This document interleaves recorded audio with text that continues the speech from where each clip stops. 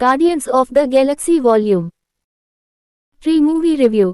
James गुन ने Marvel fans को हमेशा के लिए याद रखने वाली अलविदा और DC fans a hope to dream. James Gunn वापस आ गया, भले ही उसे अलविदा कहना हो।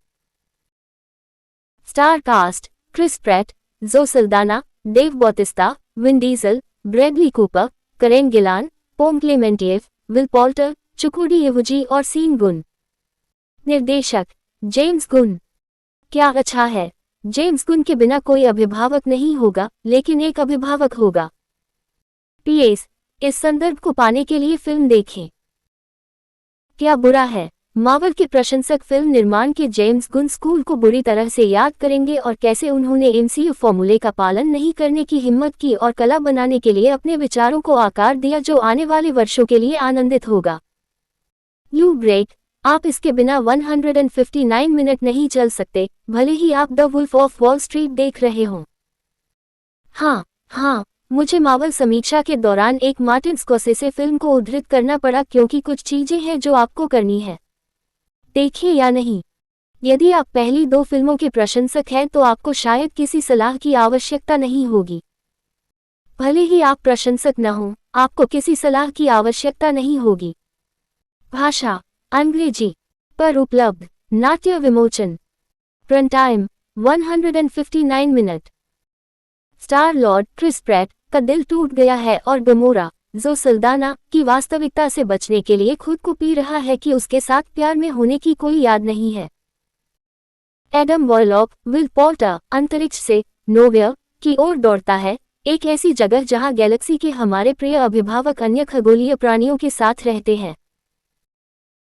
रॉकेट को ब्रैडली कूपर द्वारा आवाज दी गई और सीन गुन द्वारा मोशन कैप्चर में बजाया गया। अपने गुरु द हाई एवोल्यूशनरी चुक्वुडी इवुजी के पास वापस ले जाने के प्रयास में वॉरलॉक ने उसे इतना गंभीर रूप से घायल कर दिया कि अभिभावकों के पास उसे बचाने के लिए केवल 48 घंटे हैं। उसके लिए उन्हें हाई एवोल्यूशनरी से एक स्रोत कोड की आवश्यकता होती है जो दुनिया को एक आदर्श स्थान बनाने की अपनी खोज में पशु और मानव प्रयोग की सभी सीमाओं को पार कर जाता है। कैसे Star Lord, Gamora, Drax the Destroyer, Dave Bautista, Nebula, Karen Gillan, grout, Vin Diesel द्वारा आवाज दी गई और मैंटिस, पोम क्लेमेंटिव के साथ रॉकेट द रैकून को बैडी के यूटोपियन दर्शन को चकनाचूर करने से बचाने का प्रबंधन करते हैं। फिल्म का मुख्य सार। Guardians of the Galaxy volume 3 movie review. Script analysis. James गुन मार्वल में अपने अंतिम कार्य में सबसे विजयी तरीके से प्रशंसक सेवा करते हैं और मैंने निष्कर्ष निकाला कि समीक्षकों की स्क्रीनिंग के साथ साथ मरने वाले मार्वल प्रशंसकों प्रभावित लोगों को देख रहे हैं जो पुनीत सुपरस्टार की तरह स्टार लॉर्डेड चिल्लाते हैं। एक बाइक की मेरे अंतर्राष्ट्रीय पाठकों के लिए यूट्यूब पर पुनीत सुपरस्टार स्क्रीन खोजें और आपको ये मिल जाएगा। गुन इस एक को सभी मल्टीवर्स पोस्ट थानोस अराजकता से बाहर कर देता है जिसमें एवेंजर्स का कोई उल्लेख नहीं है। कोई कंग द डिस्ट्रॉयर नहीं है। दूसरे ब्रह्मांड में फिल्म की दूसरी दुनिया की स्थापना के लिए धन्यवाद। लेकिन वे सभी प्लस पॉइंट इस बात से बोझिल हो जाते हैं कि पहली 2 गार्जियन फिल्में कितनी अच्छी थी और ये कैसे कुछ हिस्सों के दौरान डिमिनिशिंग मार्जिनल यूटिलिटी को हिट करती है। पहले वाले ने हमें सभी अभिभावकों से परिचित कराने के लिए अपनी भूमिका निभाई, दूसरे ने पीटर क्विल की मूल कहानी की खोज की और अब समय आ गया है कि कभी कभी रैकून सुर्खियों में आए। जेम्स गुन डीसी जोन में जाता है जो इस बात को उजागर करता है कि कैसे एक प्रयोगग्रस्त रैकून पायलट सह नेता सह योद्धा रॉकेट में बदल जाता है। हालांकि चीजें यहाँ खींचती है क्योंकि गुन आपके दिल को लेने की कोशिश करता है और इसे बेबी रॉकेट, उसके दोस्तों और उनकी दुखद कहानी से जोड़ता है। कुछ सामान्य एक्शन दृश्यों को पकड़ने के लिए हेनरी ब्रहम का कैमरा काफी अस्थिर और क्रूर है। एक स्थिर दृष्टिकोण एक बेहतर विकल्प होता। गुन ने श्रृंखला के 2 अप्रत्याशित पात्रों के लिए हस्ताक्षर टीम अप मुद्रा को बरकरार रखा है, लेकिन मुझे कोई शिकायत नहीं है क्योंकि ये बहुत स्वादिष्ट लग रहा था। जेम्स गुन के कथा के क्रियात्मक उपचार के लिए संपादकों फ्रेड रस्किन और ग्रेग डी आर्या द्वारा रन टाइम को बहुत लंबा 159 मिनट होने से रोकने के लिए किसी प्रकार के बदलाव की आवश्यकता थी। Guardians of the Galaxy volume 3 movie review. Star performance. Chris Pratt ने एक दशक पहले पार्क्स एंड रिक्रिएशन किया था, इसलिए उन्हें एवेंजर्स में स्टार लॉर्ड की भूमिका के लिए चुना जा सकता है।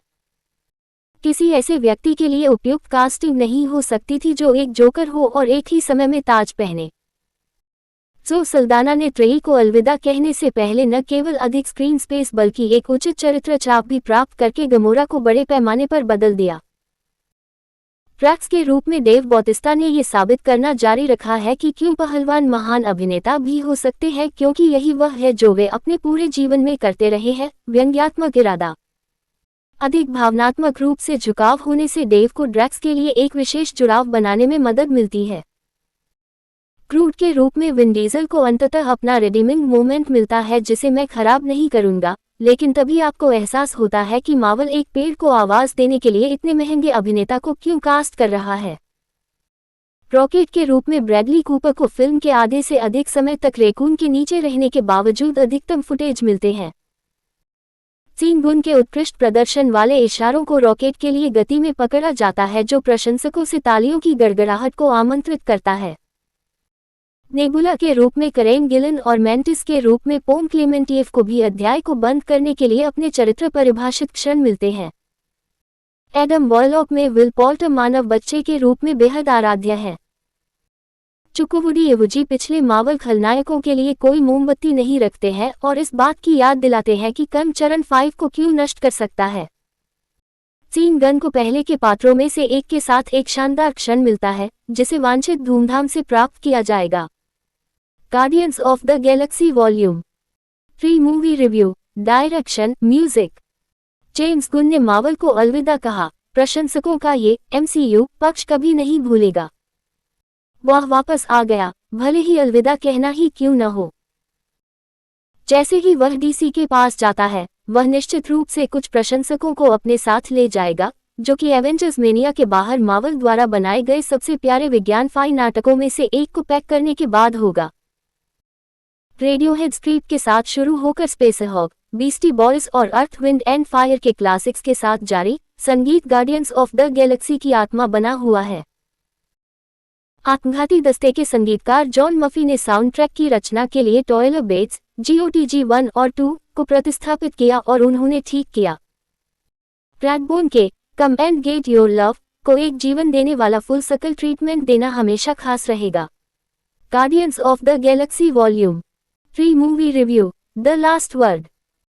सब कुछ कहा और किया। मैंने AI से मेरे लिए इस फिल्म के बारे में एक कविता लिखने के लिए कहा और इसकी एक पंक्ति ने कहा, उनके पास मेंटिस है, समानुपाती एलियन जो स्पर्श करना और दोस्त बनना पसंद करता है। इसलिए मैंने फैसला नहीं किया, इस पर भरोसा करें और यदि आपने पहली 2 किश्तों को पसंद किया है तो आपसे इस ASAP को जल्द से जल्द देखने के लिए कहें। 3.5 स्टार।